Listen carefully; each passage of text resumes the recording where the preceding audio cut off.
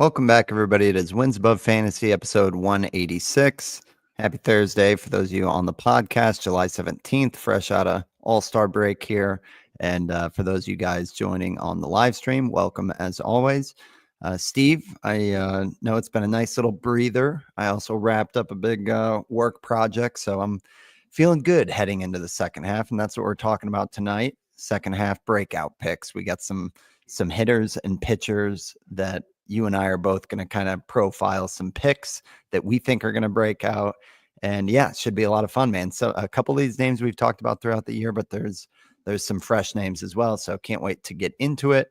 I know we were talking offline. I had the busy work schedule, so I did not get to watch live either the Home Run Derby or the All-Star game, but pretty awesome action on both fronts, and the All-Star game, especially with the swing off and the comeback and everything. So it was a very cool moment for baseball, which it always is.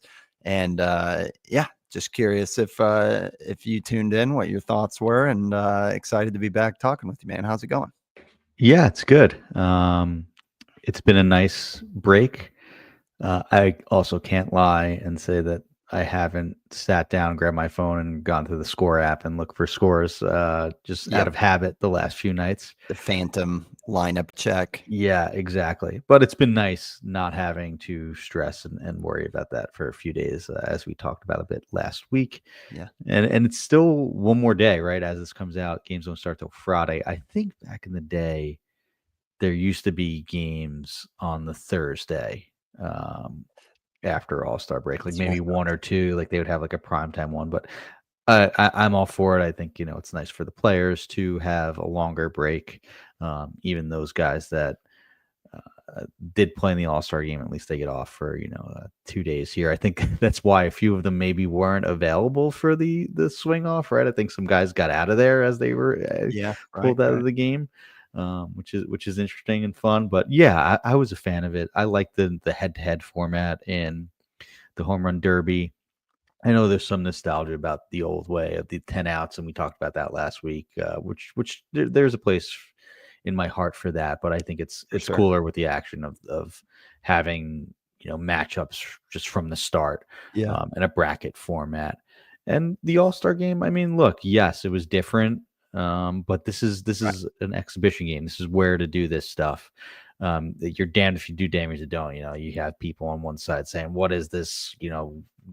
Newfangled swing off home run derby in a game thing?" But the game doesn't matter, right? And otherwise, we had the debacle of an extra inning game in a meaningless exhibition, right? So I think it was a nice mix. I enjoyed both the Home Run Derby and All-Star game. I did watch more of the Home Run Derby than the actual All-Star game, but I think it was cool.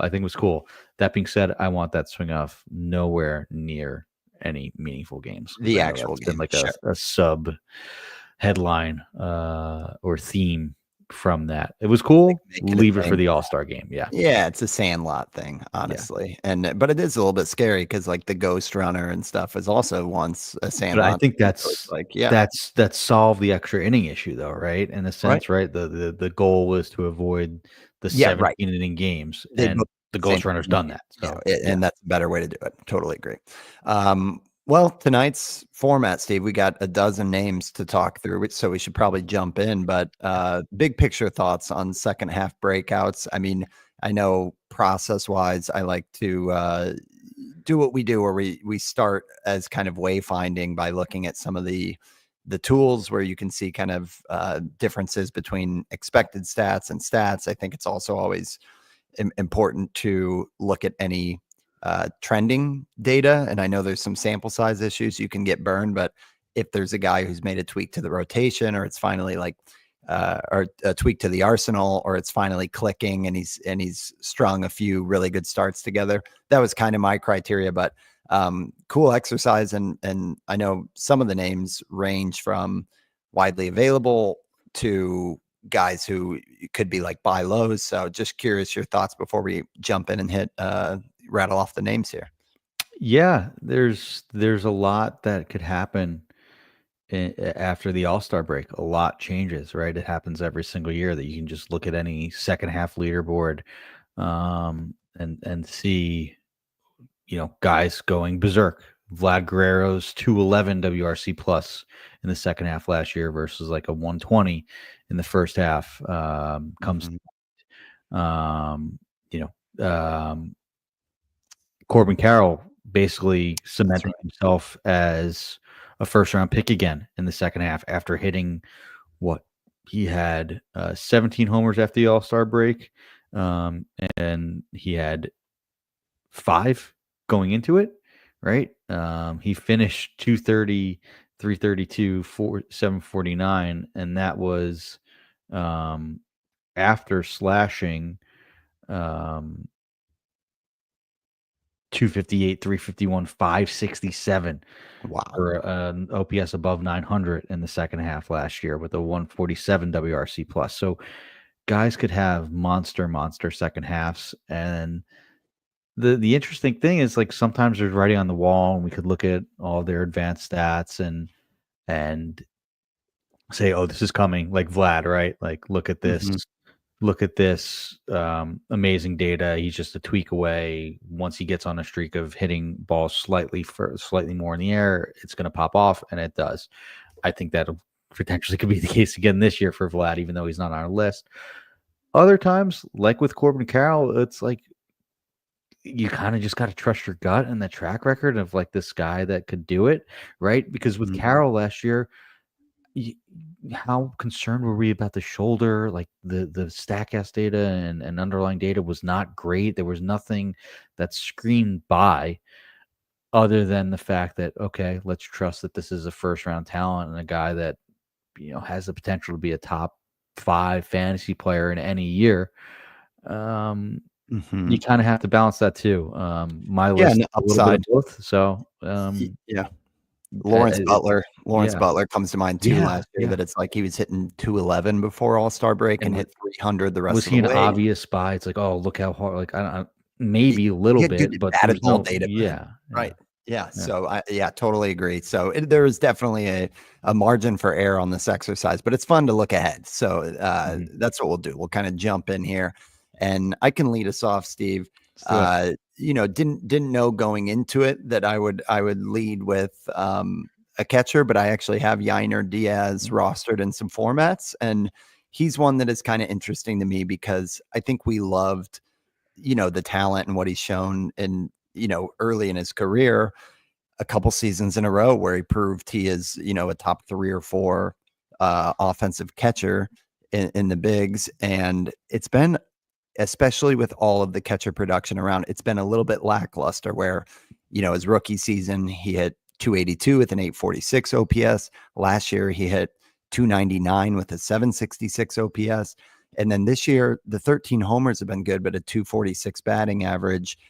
It's not that he hasn't been a contributor, but I think that there's some reason to be excited with DIAZ. So just looking at kind of basic outcome related month over month data, in April he hit 198, in May it was 283, in June 256, July so far at 275, and he's really tapped into the power in the last 2.5 months. And some of that I know I just had dropped in here, but his bat speed month over month, it has skyrocketed in July, and he was one that when you look at some of these expected stats, it looks like there is room for him to go up. So his X slug is at 680, while his actual slug, 480, while his actual slug is at 408. His batting average is at 246, but his XBA is at 275. So I think it's just, maybe breakout is the wrong word because YAINER DIAZ has already broken out, right? But I do think that we could be in for a big second half when you look at what is a hit tool that has been underperforming and a power pace that looks like it's going to be a watermark in his short career so far. So I think it all seems like it's clicking. He's swinging the ball hard. I know that, the Astros got some favorable matchups. I think they go to Coors in the next few series. So yeah, DIAZ is one that I just wanted to circle and say I wouldn't be shocked if we kind of talked about the catcher position at the end of the year and Diaz was right up there behind Cal Raleigh as like, and Will Smith is like a top 3, which is where you drafted him. So that's the one I wanted to start out with. Not sure if you want to add anything on that one or keep rolling with your first hitter. It got up on the screen. Speaking of rolling, YAINER Diaz is 50 batted ball rolling hard hit percentage. Very nice. And it's exactly what you would hope for someone that disappointed and is seemingly getting it back together. He's basically was pretty disappointing early in the season, under 30%, which was unlike him, right? The reason why we like YAINER Diaz so much is because of how hard he hit the ball. And basically from April on, it's just been a steady climb up. Yeah, sure, there's been some ebb and flows, but it's still stayed at a good level, right? There's been some peaks above 50%, which is what you want to see for YAINER Diaz. So yeah, it looks like and there was a stint there that the production was looking like it was coming around for Diaz, but I could see a big second half coming for him. Absolutely. Yeah. And I think just looking at last year, like, he's capable of those runs where it's like hitting 300 with 6 homers in a month. So I think we could see something like that, and I would not be surprised. But Steve, why don't you lead off with your first hitter breakout for the second half? Yeah, my first hitter breakout for the second half is someone that just came back from injury. That is Wyatt Langford. I was a big fan of him coming into the season. It's been slightly disappointing. I mean, I don't even know if you can call it that, considering he has 15 homers and 15 steals at the All-Star break. I think if you gave those numbers, considering Wyatt Langford was a top 5 round pick with potentially some helium coming into the year, that you would have been happy with that. Maybe you would hope for a little more one way or the other, considering he had a second half last year that was close to that. But he's doing everything that you want to see Wyatt Langford doing, and why he was such an intriguing prospect and someone that we thought could hit the ground running, and did at certain points.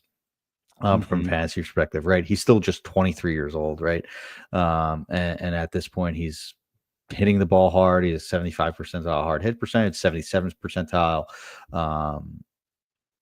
barrel rate. The X WOBA is slightly higher than his 321 WOBA, which is maybe a little bit disappointing. The Ks have gone up a little bit, but still, I think that's something that maybe was more prevalent in his early season struggles. So yeah, I just think Langford is basically on the precipice of becoming a fantasy superstar, and is, learning the league and making those adjustments that he needs to become an elite fantasy player. I think it's just a matter of time, and this is maybe a little bit mix of gut feel and prospect track record, but there's still a lot of things he does that's impressive as a rookie or as a second year player, right? He pulls the ball hard in the air, hits the ball hard in the air. It's not too much ground balls. There's a little bit too much pop up in this game, which is interesting, and I think that's maybe leading to why like his squared up and launch angle sweet spot is a little bit less than you would hope for. That being said, that seems like it could be just like a tweak away. I think he also had a pop-up issue at certain points last year, and sort of fought through it and had that really strong finish to the season in September, where it looked like, okay, Wyatt Langford has arrived. I know it was an oblique injury, so that's a little bit scary, but it was close to a minimal stint, or it wasn't like a month-long oblique absence, right? So hopefully that doesn't linger. All-Star break to get even more healthy, and I would expect a big second half from Wyatt Langford, and I can see him as someone that like could potentially have like a Corbin Carroll type second half, where he goes like 15-15 or something like that in the 2 remaining months, and finishes with the 30-30 season with maybe a better average than the 242. I think so. And I think that's where, like, when I look at Langford, to me, it kind of feels like this is what almost a true talent of what I expect out of PCA on we've been talking Yeah. about Crow Armstrong, Yeah. and he just won't come down to earth. But like the thing about Langford is there's clearly that volatility. Like April, he had a monster month at 1052 OPS, and then July has been looking really good as well with like a 324 average. So to your point, Steve, I think the 242 average is probably what you're upset with a lot of those offers in there. And I think he's a notch above that as a hitter, in my opinion, especially like you said, at just age 23. If you look at month over month stuff, like his line drive rate is going up, his pull rate is going up. Like to me, those are things that indicate that there's a hit tool there. But yeah, I It's mean, also interesting in mhm, 2024 versus the four seam fastball.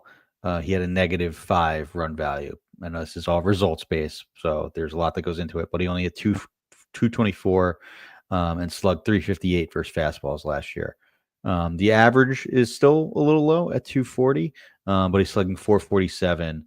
there you go. Um, Yeah, I mean and has an the X pop. love of 512. So there's improvement on fastballs, which is something that is Mhm. encouraging from a young hitter, because that's what these pitchers do when you first come up. It's like, okay, can you here's this fastball, can you hit it? And, that's why Yeah. you see sometimes like um, the Will Benson or like Reese Hins or Aristides Aquino.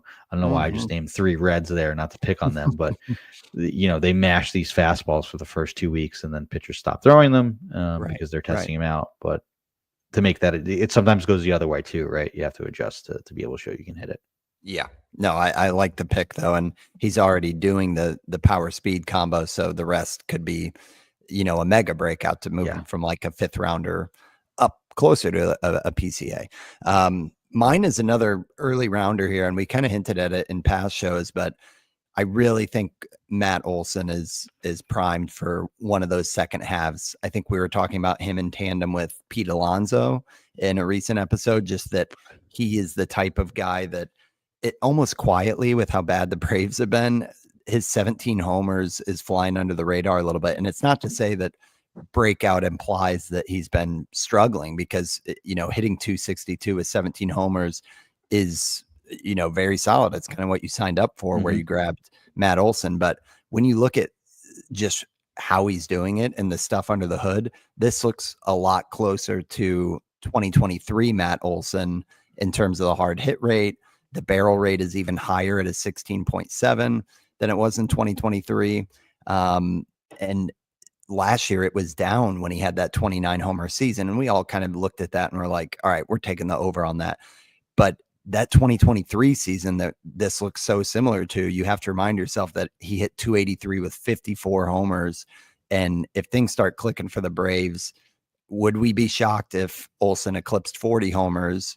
And kind of, again, breakout is a loose term for Olson because he's Matt Olson, but I think we're going to see a much better second half for him. I know Vlad is one that's always a candidate for this Mm-hmm. exercise, but won't be the least surprised based on just everything under the hood if Olson just goes berserk in the second half here. So not a ton to add beyond that, but when I was looking at kind of the full suite of players and, the looking at standard versus expected, just while we're doing the exercise, his X slug right now is 536 and his standard slug is 468. So there's, even with the half he just had, he could be at, 24, 25 homers if things, rolled just a little bit differently. So, yeah, that's my second one. I don't know if anything to add there, but I think Olson could have a monster second half. His batted ball data looks exactly like 2023. Yeah. It's crazy. Like maybe a little bit lower. Like no, it's like the same XBA. It's scary how similar it looks. And it looked different last year, which is the encouraging thing. You know what I mean? Like Yeah, there was a valley a little bit. I mean, within his standards, like it was still great, but this year it looks like he's back to that old self. the one thing is the bat speeds declined. It went from 85th percentile at 75 miles an hour in 2023, 80th percentile at 74 miles an hour in 2024, and then That's 74th notable. percentile at 73.6 this year. Um, But I mean, the hard hit is still there. But maybe that means that he doesn't have the 50 homer upside. It's more the 40 homer upside. But I mean, if Matt Olson hits 23 homers in 2.5 months, that's going to be, one of the best fantasy players in the second half. And it's possible, right? I look at Matt Olson and I see, years where he has the 39 homers, even the 34 in 2022. He has a homer on the fly ball at 20 or above 20, right? In 2022, he had a 18% homer on the fly ball rate. The last 2 years, it's been 15.5 and 15.7, respectively. He can easily have a half with a 20% homer to fly ball, especially in the hot months of July and August, and even the beginning of September. That stays pretty warm down there in Atlanta. So I'm perpetually on the Matt Olson train and touting him as a buy low or just a good value. And not that he's been disappointing even, right? Like this is kind of what you signed up for. Maybe 3 to 4 more home runs is what you would have hoped for. But that could easily be made up for, a scorching hot run where he hits 8 in 10 days or something like that. Right. It seems like Olson and Langford are like, you've been satisfied, but there's a chance for it to shoot way up, kind of like we talked about with Vlad last year. They've kind of hit their like 60th to 70th percentile outcome, right? Or maybe even 50. Like they're almost at their floor for like what you've been. Okay, yeah, this is fine. But maybe there's potential for much more. I could definitely see that happening. For both of them. Yeah. All right. You're up for round 2 on hitters here, Steve. All right. This one is going to surprise no one. I'm doubling down with one of my chalkboard picks.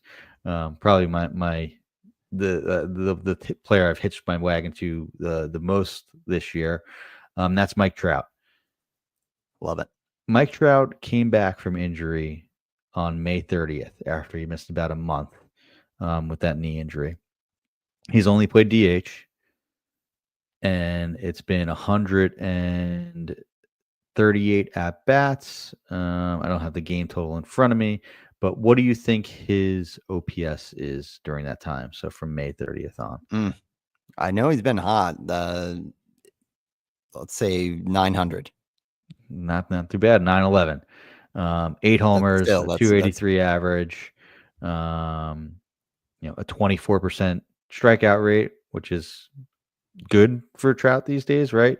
A 20% walk rate, which maybe that's making up for a little bit more of the OPS than you would hope for at just a 478 slug, right? You would hope for a little bit more there, but it's been good. It's been 41 games, so a little over a month of play.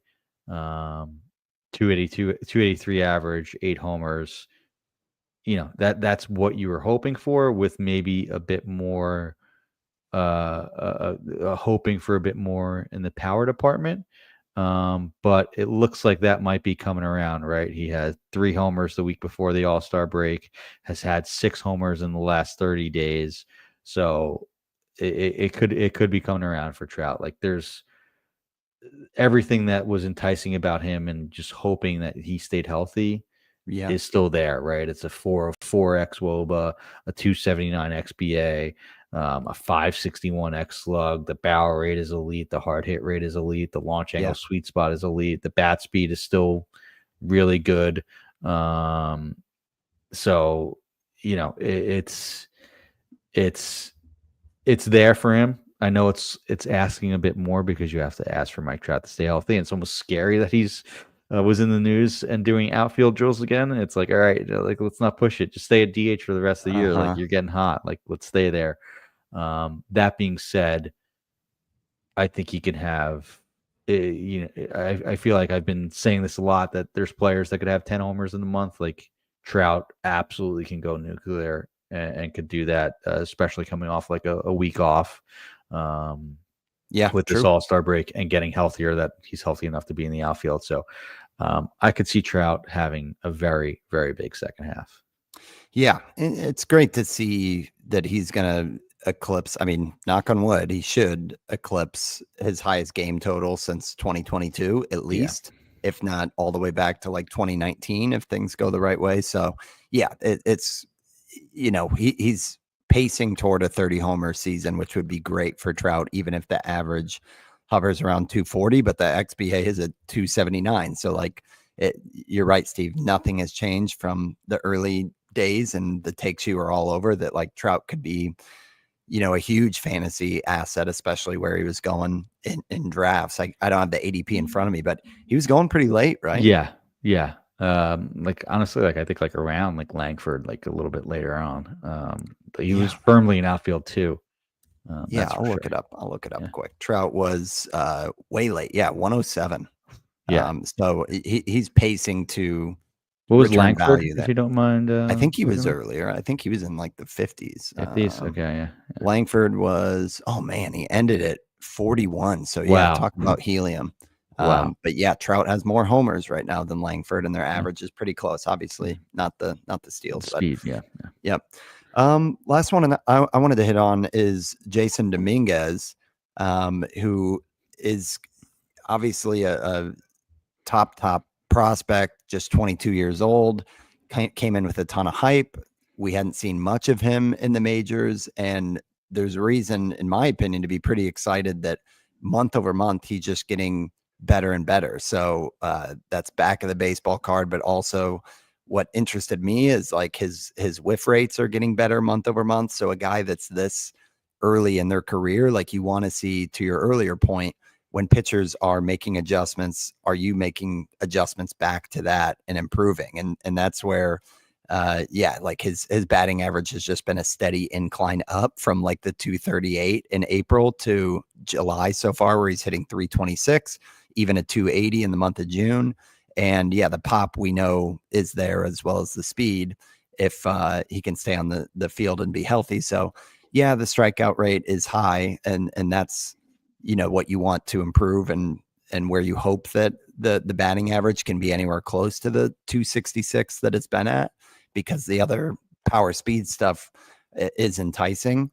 But that's where I think that the whiff rate improvements are kind of fixing a really kind of a hole in his profile as a real player and as a fantasy player. So yeah, Dominguez is one that wanted to kind of highlight, because it's just getting better and better. July far and away was his best hard hit rate of the season. And he's one of those that, like, when you look at how he's produced month over month, there's been some months that have been better contact, but the power's been down. Other ones where he's got a lot of pop, but the average is super low. So it's a hope. But if we're saying like throw darts at breakout picks, he kind of puts it together in a way like Lawrence Butler did. And I wouldn't be shocked. And it starts with like plate discipline, and then just kind of fine tuning your approach to get the best out of your skill set. So yeah, I think Dominguez is an interesting one to watch. I don't have any shares. I wish I did, but this one is kind of almost like a throwback Yankee, with like how he lights up the stat sheet when all is going well, with a little bit of strikeout risk. But thoughts on Dominguez, Steve? A name we haven't talked about a ton on the show. He is just 22 years old. Like he's been up for parts of 3 seasons. And I don't want to say it's been disappointing, but I guess maybe because it's been in New York and he had such a high prospect pedigree and had a up and down year last year. I think he was sent up and down and was hurt and kind of disappointed in his he was just played in 18 games last year. There's been some improvements, right? The ground ball rates improved, the whiff rates improved, like you said. He's got 14 steals, which is really nice. Sure, it's only 8 homers, but there's signs that there could be more, right? Like the hard hit percentage is elite, the bat speed is really good. He's taking a walk, which tells me like he's not like lost up there with the 11% walk rate. There may not be, he may not hit 260 the rest of the way. But considering he's a switch hitter, just 22 years old, and does hit righties better than he does lefties, that should keep him in the lineup. And the Yankees need him, right? Like they need everything they can get. Their lineup looks thin at times, even with Aaron Judge, right? And it was maybe looking a little bit better by being held up by Trent Grisham's unbelievably hot April. Cody Bellinger has been on fire at certain points. Like that could very well be Dominguez as he matures and comes through enters into his second half of the season really for the first time, right? Since he's never had really this long of extended run of play. But hey, a 760 OPS from a guy that's 22 years old, playing in New York, runs a ton. With 14 steals is nothing to laugh at, and I think that there can be improvement just considering how hard he hits the ball and the fact that he's improved his ground ball rate. Now it's just a matter of pulling those fly balls and getting the most out of that data, or out of that batted ball quality that he can. And that comes with age. That comes with seeing the league a few times, seeing pitchers more than once. And I think that it's just a matter of time with it's similar to, maybe not to the potential that Langford has, but I could see him maybe having a half just like Langford did, right? A 240, 10, 15, something like that, which would end up really, really good. You'd love especially considering that lineup, right? He'll score a ton of runs and have a bunch of RBI opportunities. Yeah, you'd love to see the pop take a step forward because he's like a 60 raw power and he's jacked and everything, but like he's never really done it in the minors. And I think you're right that it's like a launch angle thing. So he's kind of in that camp of like Jordan Walker and some of the even like Yandy Diaz, right? Where it's like they hit the ball super hard, but there's ground ball rate issues. But even so, like I guess that's the gamble and that's the bet is can he get the pop? If so, keep running, and we might see Dominguez kind of solidify as like fringy outfield 2-3 if he can put it all together at just 22 years old. So yeah, that's Dominguez. I know we got to get to back to Steve, your third, another Yankee as our tease, but we're going to take our first ad break. We'll be right back after this. All right, so Steve, you're up. This is a name we've talked about, but love to hear the case for your third breakout hitter. Yeah, I think this was your pick for this show last year, potentially. A year my too pick soon. is Ben Rice. Talk about quality of contact. Like, am I looking at Aaron Judge's Baseball Savant page or Ben Rice's? For real. It is crazy how well Ben Rice has hit the ball. There was a lot of helium around him in spring training because that data looked good when we did have it. The StatCast data on Ben Rice as far as like hard hit percentage and barrel percentage in spring training, and it's carried over into the season, right? 94th percentile exit velocity, 92nd percentile barrel rate, 95th percentile hard hit, 81st percentile bat speed, all with really, really good whiff rates for someone that hits the ball that hard, right? Like, he improved a lot in that aspect. He's only striking out 20% of the time, which is 51st percentile. The whiff rate is 57th percentile. He's not chasing. He's even taking a walk at a better than league average clip. That being said, he's only slashing 235, 326, 466, which is good. It's a 792 OPS, and he's got 14 homers. But he's been probably like the most unlucky hitter in the league, considering his 294 XBA is 60 points lower than his actual average. And sure, there's a lot that goes into that potentially would make him to be somewhat of a consistent underperformer in that aspect. But even still, like I think that he could hit 250 easily with how hard he hits the ball, and the fact that he's not like a clunker out there. He's 55th percentile in sprint speed, and even the 14 homers seem a little bit unlucky considering he's got a 25% pull air percentage. So he's barreling the ball all the time. He has short porch in Yankee Stadium. Right. There's there's a lot here that should be going right for Ben Rice, and I think that it's only a matter of time for some of that luck to even out and him become uh I don't know, maybe maybe like a Why not more a than stud? some. You know, Yeah, yeah, like like, when you could look he at the have like data, a Nick Kurtz type of run here? Like, yeah, I know he doesn't hit lefties that well, and he doesn't even play versus lefties that much. It's only been 63 at bats, but we've seen plenty of guys um, excel with that, like Michael Bush, Kerry Carpenter, for sure. um, Ben Rice is seem like the data tells me that he can be a player like Kerry Carpenter and and Yeah. Michael Bush that are extremely viable in even like 12-team leagues, even if they do sit versus lefties, even if it is a weekly lineup. Like, that's how good his bat could be, and he does have 4 homers versus lefties too. That's not nothing. Hmm. So I think Ben Rice has made massive improvements and just hasn't necessarily been rewarded with the surface numbers like he should have been so far. Yep, that's a great one. And that rounds out our hitters. So we'll kind of segue over to pitchers. I'll lead us off, Steve, with Zebby Matthews, who, that's another one that we've been kind of waiting for a while for not only him to get like an extended run and sample size, but also for it to click where the talent lines up with kind of the fantasy impact.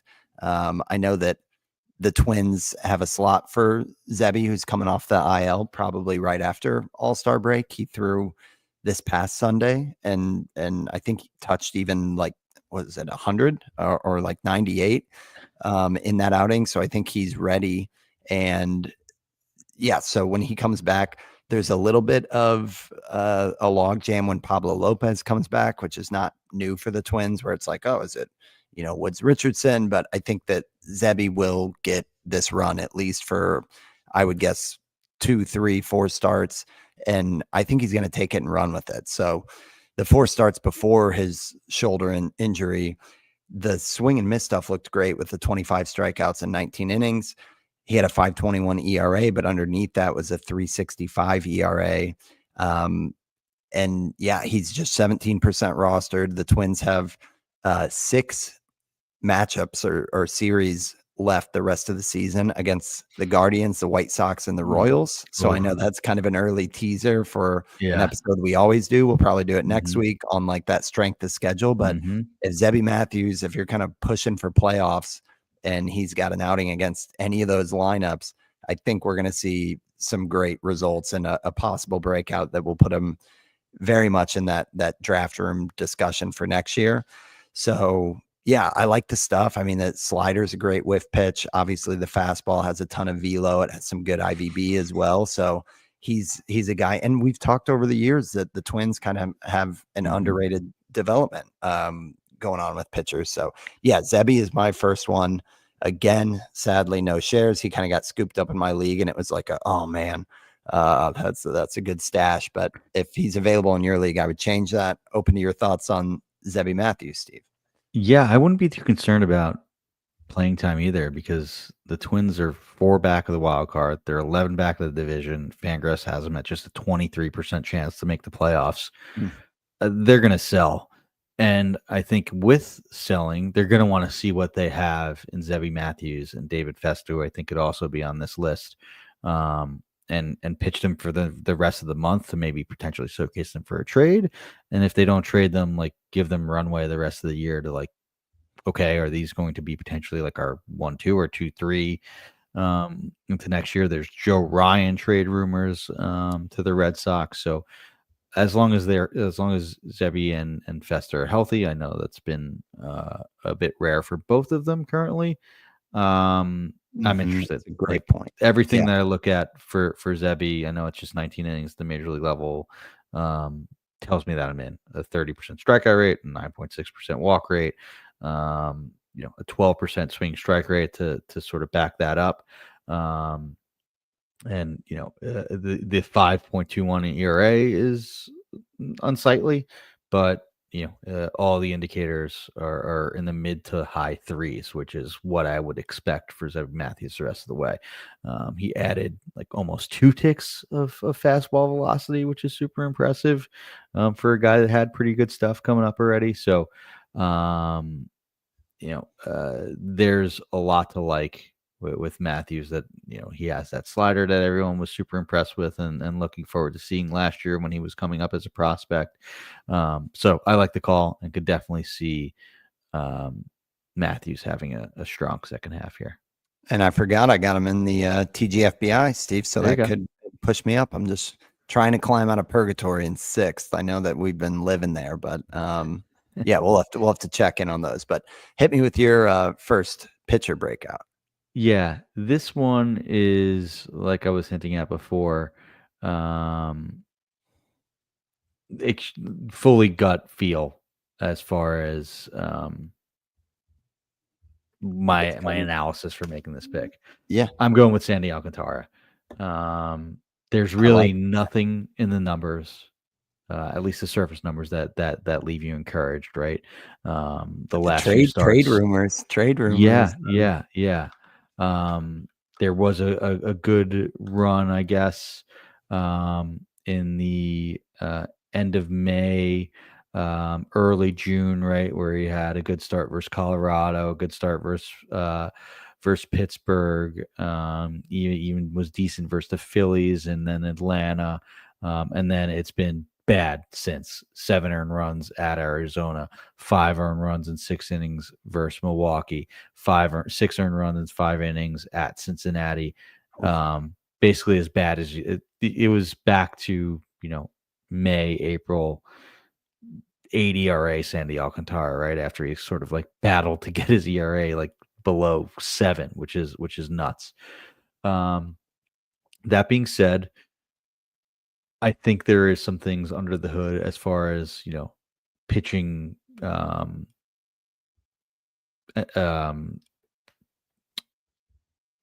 models that are encouraging. The stuff has been there basically all year, right? Like we saw this in spring training. He had the elite velocity, the movement looked good. It was like, okay, all systems go. Sandy looks like he's back. It's been a while. Yeah. Looks like he should be okay. That clearly wasn't the case. And I think that's manifested in his location. Fangraphs has a game log where you can look at stuff plus and location by games. And basically in April, all of his location scores were just horrible. 82, there was a 124 in his second start versus the Mets. I think he was actually pretty good in that start. Then a 79, 91, 91, 61, a 111, then back down to 90, then around 100, 87. These last 6 of the last 7 starts, though, he's had a location plus above 104. So that tells me he's getting his command back and starting to hit his spots, which is what made Sandy Alcantara, right? Like he was this command artist at 99. Right. And that's how he, that's what made him successful. And if he doesn't have, whereas like it's different for a guy like Spencer Strider, that's like, here's my stuff, hit it. Once he gets his stuff back, he can go, here's my stuff, hit it. And that's kind of manifesting and happening. For Alcantara, like being that his bread and butter is command, if he's not hitting his spots, there's going to be a lot of struggles. And I don't necessarily have the answer for why he had good location scores and bad outings. Coincidentally enough, those were 3 of his 4 worst outings by stuff plus the last 3 outings that he got rocked. So maybe he's like took some, eased it up and tried to sacrifice some of that for his command. But it seems like he just needs to find that balance. And I think that Sandy Alcantara, just because he's Sandy Alcantara, is someone that can do it and turn around. Who knows if he gets traded soon? I don't know. Maybe the Marlins don't want to trade him now because the value is so low, but maybe a new organization picks him up and something clicks. Yeah. I've seen some Cubs rumors, and I feel like they're not strangers to like a reclamation project. But yeah, it is a bizarre case all around because the fastball has the best IVB like ever, and yet it's getting pummeled. And you just look at that and you're like, I mean, you're right, Steve. It's probably all down to location, and you kind of just have to hold your nose and say, well, it looks like the location stuff numbers are improving, so maybe there's a path forward. But it seems like, he's still 53% rostered in Yahoo, and he's got a 7 ERA. So there are some believers still holding on, and for good reason, because it's a huge upside if it, clicks into place, either just from his pitching or a new team that kind of works through a tweak with him. So yeah, I think it's a good one, and it's a long flyer. shot. Yeah, it's a long shot, but he probably is the best chance of being a top 20 pitcher that's sitting on your wire, right? Mm-hmm. Yeah. My next one is less fantasy actionable, because good luck getting EURY PEREZ with what he just did in July. June was very rough, and that was the time to really buy the dip. And we talked about that. He was actually available in some leagues, so really should have pounced. He has been locked in, with just giving up 1 run over his last 3 starts, had given up 11 runs in the 4 starts before that. But I just wanted to shout out, because he's a fun guy to talk about, and we haven't talked about him a ton in the show's history. And well, maybe that's not true. I feel like we were interested, very interested early on, and then the TJ and everything. But I just think we could see the SP1 breakout this year, like these past 3 starts. His sweeper and changeup, which I know aren't his primaries, but the sweeper is kind of a newly developed pitch. He was throwing it like 1% of the time, like a show me pitch. Now it's up to 11%. In these last 3 starts, had a whiff rate over 60%. The changeup, which is I think his 4th pitch, a whiff rate over 60% in that month of July so far. Like, those numbers are prime DeGrom, and I know they're not going to hold, but I just am excited to see what happens in the second half for EURY PEREZ, because he's kind of got that juice to where I think next year in draft rooms, as long as like innings limits and workload isn't the concern, from just what he does on the mound standpoint, to me, he feels like he could be like a top 10 SP. So let's see if he sustains it, but I'm just pumped to watch the EURY PEREZ breakout in the second half. Not sure if you got anything on that one, Steve, or if we want to keep the train rolling here. I did stash him all year in my home league, so that's well played. Music to my ears. And they did kind of slow play his rehab, which is a pretty good thing, right? Because now most of these innings are going to come at the major league level in the second half. He only had 22 minor league innings. So he's at 54 for the year. He had 91 back in 2023. At the majors, he had 36 in the minors that year. So he got up to 120 in 2023. I think they'll probably want to keep him around 120, right? Which is probably where he would top out. You know what I mean? That like, I don't think you. Maybe they'll start him the 5th game of the after the all. I wouldn't be surprised if he did get a turn in rotation until like mid next week, which is a way that these guys, which way the teams sort of can manipulate innings. But I think it'll be all systems go. Like, they're not going to be skipping starts even late into September with him, just because he's only at the 55 innings and probably get another 70 or so at least, which you could reasonably see in 10 more starts down the stretch, right? That's another 60, get to like 115 on the year, and then he's set up and like they can go to 130 even. I could see that, and then want to have the training wheels fully off for next year. So I wouldn't be too concerned until like the last week or so of the season, which a lot of leagues shut down by then head to head anyway. So it's very, very exciting for EURY PEREZ. Yep. And that's PEREZ, just 22 years old. So yeah, we're on the roller coaster here. It's going to be a fun ride for the 6'8", 22-year-old phenom. So we got 2 more pitches for Steve, 1 more for me, but we're going to take our second ad break, and we'll be right back after this. Okay, so Steve, hit me with SP2 for you here. Yeah, this is someone that I think we talked about either last week or the week before, and I think I put him on a rundown, so maybe this is becoming a theme, and it's been a guy of mine. That's Mike Soroka. There's a lot to like. He checks a lot of my boxes: high walk rate, a high strikeout rate, low walk rate. Um, Even has a good ground ball rate, and there's just a lot that looks like there's unlucky going on with the 285 BABIP, a 64.9% left on base percentage. It's just way, way too high for a guy with this good of stuff. A 10% swing strike rate, and a 116 whip, right? That does not match up with a 5.35 ERA. When you do like a sort of like the largest differences from unqualified pitchers between ERA and Sierra. His ERA is a 5.35. His Sierra is a 3.45. So one of the biggest differences as far as underperforming, as far as ERA indicators with Mike Soroka. Yeah, there's just basically, a wide arsenal here that I think is performing well under the hood, but hasn't gotten the results. I'm glad that the Nationals are still starting him. It's giving him a chance to, um, you know, uh, work his way out of that funk. And I know there's been some really good starts, right? There's been a few games with, double digit strikeouts versus the Dodgers on the 22nd, right? Like that looked like Mhm. a breakout, because then he had the Rockies and struck out 9 guys again. But then there's been basically, a bunch of disappointing games after that, right? Including 7 runs versus the Red Sox, and then just an okay start versus the Cardinals heading into the break, where he pitched 4 innings, gave up 2 runs, had 4 strikeouts.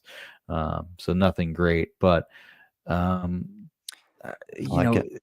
there's a pitcher here that is seemingly figuring it out, and I think kind of pairing that amazing run in the bullpen with becoming a starter again.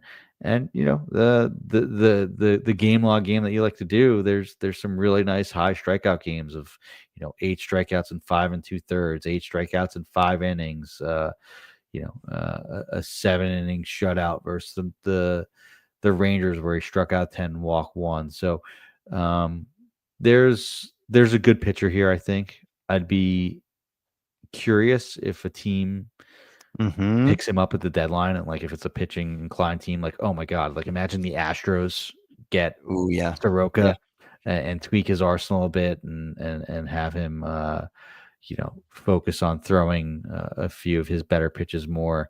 The Cubs Yeah. there's a lot of, news circulation, like 3 days ago, Okay. trade rumors on Mike Soroka for the Cubs. So yeah, like the Nationals are And the Cubs 0 have done kind of well with some of those like middling stuff guys. Like imagine a Yeah, guy like, that's a little bit of a better, like Javier Asad's Stroman. going on these runs, Yeah, and Marcus Stroman back in the day. yeah, yeah, Yeah. like it may not be the greatest place to pitch, but hey, on days when the wind's blowing in, and an organization that at least seems competent, it would Yeah, be and it good would for be nice. wins, really Yeah, good for yeah, for wins. sure, Yeah, for sure. so, Yeah. okay, yeah, like it for Soroka. Last one I'm rounding out with, we got some Yankees on tonight's show, but Cam Schlittler, uh, is one that just has kind of popped up onto the scene. I know he was in AA, had a pretty brief stint in AAA before he got the call. And in his debut against the Mariners, 5 1/3 with 7 strikeouts, he gave up a couple homers, but some interesting stuff where he wasn't really on my radar. And I know Luis Heel is returning, so there's a little bit of a question on opportunity. But in that outing against the Mariners, he sat 98 miles per hour, and he has a slider that he pairs with it. Lance Brosdowski did a nice little write up on him, and talked about how his slider is actually his money pitch, which is interesting because Fangraphs has that graded a little bit lower than the fastball. But Lance mentions in the article that like this is kind of the how did we not see this coming prospect, just because he's a 6'6" guy that throws gas And in the 76 innings in the minors this year, he had a 32% strikeout rate, reasonable 8% walk rate, but the whip is a little bit high.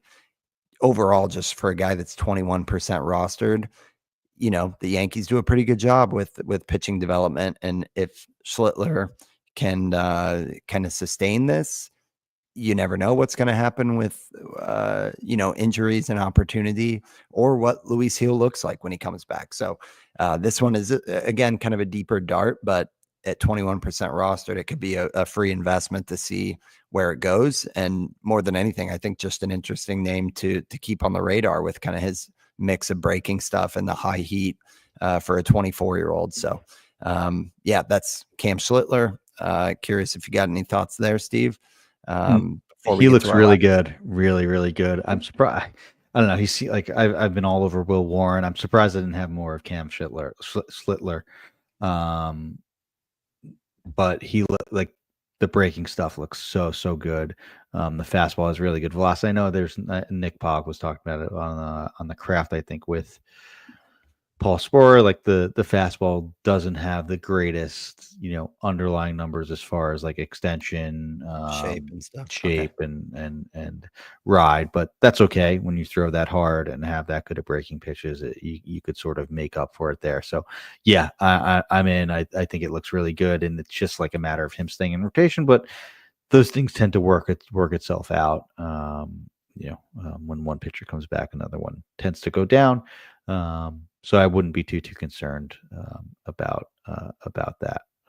Nice. I'm in on Schlittler. I think he looks really, really good. I liked him a lot last year too, like when he broke out in the minors. So I'm kind of disappointed that I wasn't stashing him in a few more places. But, glad it's happening. I like it. Okay, we'll round us up with the last one on the list here, Steve. I don't know if I've talked about him on the show. Remind me if I did. He's maybe been on the rundown once because I added him after one of our shows, but it's been an up and down type of season for this guy. Yeah, I've been sort of hoping and like on all my daily leagues and even in NFBC, I've been stashing him and adding him, and he's getting a start this week, and that's Ben Kasparius. So this one may be the biggest long shot because he doesn't have a rotation spot. The Dodgers are getting healthy, they're getting Blake Snell back, and Ben Kasparius has been good, really, really good in a relief role. So maybe this is not going to happen as a starter, but I really, really think that even long term and maybe as soon as the second half, Ben Kasparius has the stuff to become a really, really good starter and a useful one for fantasy. There's 4 really good pitches in a fastball, a cutter, a sweeper, and the fastball, cutter, curveball, and sweeper. He throws everything hard. The fastball is at 96 miles an hour. It has 18 inches IVB. And like he's looked amazing in stretches out of the bullpen, and like he's gone behind openers, gone 3 innings, 4 innings. Like it's gotten to the point where it's like, okay, he's gonna take a next turn in rotation. It looks like he would have potential to run with that job. And like every time that's happened, like it seemed like he's got pummeled. And there's a great thread on Twitter by @NateRoper_. He did a breakout pick on a breakdown on Kasparius and Taj Bradley, who I think is also didn't make this rundown, but a good pick. And he talks about how his fastball is good, it has good numbers, but it gets pummeled. It's got low extension and a bad VAA, and has a cutting action that leads into the barrel of righties. But a lot of that is due to bad luck. It's a 292 WOBA and a 682 OPS against righties, but he's got a 550 ERA versus them. His strikeout rate is good. His walk rate is good versus righties. So like a lot of it is just, hey, he's gotten bad luck. Like these barrels have come in opportune times. Like, he's given up more runs than basically expected. And then his conclusion is basically that he could potentially add a sinker that would greatly benefit his his arsenal offset some of those fastball deficiencies and make that fastball play up. And who knows, maybe the All-Star break is something to do that. And if you see him come back and ever throw a sinker, that could potentially lead to a breakout. Like another guy, Thomas Nesco, friend of the program, basically anytime Kasperius threw, like there's a player card just showing how good of his underlying numbers are, and part of the reason why I've been so hyped on it and believe in him so much. But yeah, this is definitely the biggest long shot, and considering that he may not get a rotation spot, but still someone that I'm enamored with. I'm going to be in on next year and just basically perpetually be on my watch list as someone that could break out as a starter. I really think that Ben Kasperius has all the tools to do so. He's just a tweak or so away. And he's even so good. Like if he does stay in that bullpen role and pitch to 2 to 3 innings, like he could be valuable in getting wins behind guys. Like maybe he piggybacks Ohtani for a little bit, or it's like the Michael King before, before he got the jump to being a starter, right? Yeah. And I think Kasperius, for one, he's just 26 years old. So it's not like he's kind of, a wily veteran in the bullpen. The other thing is he's a great PLV player page guy, like a pitcherless player page guy. He's 16th in the majors on PLV ERA with a 2.22 is kind of his like pitch by pitch ERA indicator. And everything you're pointing out, Steve, like he's definitely gotten unlucky. 34 percentile left on base rate, 38th percentile BABIP, and then a 95th percentile PLV, 80th percentile swinging strike rate. So yeah, I mean, I tried this season to kind of jump on this when he got the call. It was after he had that big like 6 strikeouts in 3 innings, and like you said, when he's had the opportunity, it's almost been like the AJ Puck thing where it's like, oh man, just do what you're doing in the bullpen when you get the starter gig. But even if he doesn't, I think there's still enough talent here to where he can help rosters. So yeah, I like the pick, and I think it's a good one to watch in the offseason as like a potential. I know we're chasing the next Michael King always. So yeah, the IVB stuff is really good as well on the fastball. So yeah, there's a ton of stuff to just like look at and admire. And like you said, it just seems like there's a tweak for it to all click. So yeah, really good one here. I'll be believing in it all year, basically, until it can't happen anymore. I mean, another guy like 59 strikeouts in 62 innings, a 118 whip, like that doesn't add up to a 4.45 ERA. I think Kasperius could be a good long-term play. And hey, who knows? The Dodgers have plenty of pitchers that get injured all the time, and maybe they'll have their hand forced and give them a full shot in the rotation for a little bit. Totally. Well, we did it, Steve. Got through 12 names in decent time here, so it's good to be back. It's good to be having fantasy baseball back this weekend. So very excited for it, and we'll be weekly the rest of the way in for everybody who joined. Thank you. Appreciate you guys sticking with us throughout the summer months here. And next week's episode, maybe we'll look at those strength of schedule matchups, because that's always kind of a trademark one to get a leg up on the leagues that you're in. So with that said, episode 186 signing off. Thanks for talking baseball with us. Thanks for listening, guys. Later.